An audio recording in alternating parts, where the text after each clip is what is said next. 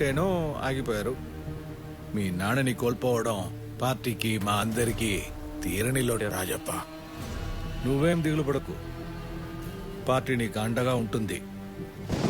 వ్యాపారాలు చేసుకుంటావో కాంట్రాక్టులు చేసుకుంటావో నీ ఇష్టం. నీకేం కావాలన్నా అడుగు.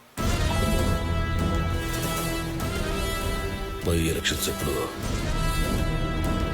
మన పార్టీ ఎమ్మెల్యే నాగప్ప అకాల మరణంతో బై ఎలక్షన్లు రాబోతున్నాయి.